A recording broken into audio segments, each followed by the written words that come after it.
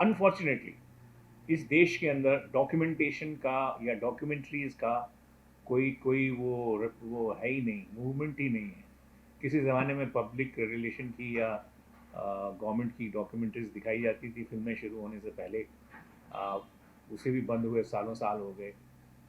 अगर किसी को भी किसी भी चीज़ के ऊपर, मैं मुझे अच्छी तरह से याद है कि मैं लता जी से मिलता था उनके देहांत से पहले, और मेरी बड़ी कोशिश रही कि मैं किसी तरह से उनके ऊपर एक डॉक्यूमेंट्री बनाऊं। तो मैं हमेशा उनसे हंस के कहता था कि लता जी, अगर आप किसी और देश में पैदा हुई होती तो अब तक कम से कम 6 यूनिवर्सिटीज़ में आप पे रिसर्च हो रही होती। बहुत हंसती थी। अरे नहीं नहीं नहीं, मैंने कहा नहीं, क्योंकि आप जैसा फिनोमेनन कुछ हज़ारों साल में एक बार होता है, ये आवाज़। और मैंने कहा कि अगर आप नहीं रहेंगी तो 70 साल की म्यूज़िकल हिस्ट्री को कोई और नहीं बता सकता, क्योंकि हुस्न लाल भगत राम से भी पहले से लेकर और वो रहमान तक और उसके बाद तक लता जी ने सबके साथ काम किया, लेकिन अनफॉर्चुनेटली हम वो कर नहीं पाए।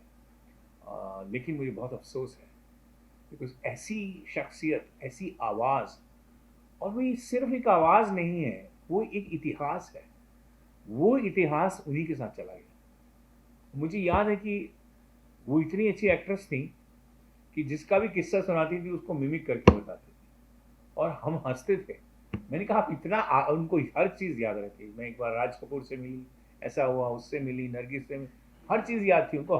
कितने उनके साथ अगर आप 2 घंटे बैठते थे तो 2 घंटे में उनको 10 किस्से उनको याद आते थे।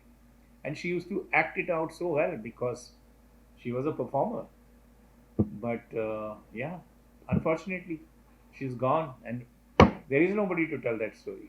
मैं जो बता रहा हूँ उसमें वो दम नहीं, जो जो बताती किससे, तो उसकी बात ही कुछ और होती थी। तो यही सब मैं देखते हुए मैंने ये निश्चय किया कि ये रोशन साहब पे मैं ये डॉक्यूमेंट्री करूं, और रोशन के साथ उनकी जो 3 जनरेशन है और जिनकी कंट्रीब्यूशन ओवर द पीरियड 75 साल में रही है, उसको लोगों तक लेके आऊँ, जिसमें सिनेमा भी है, जिसमें परफॉर्मेंस भी है, जिसमें डायरेक्शन भी है, प्रोडक्शन भी है, सब है।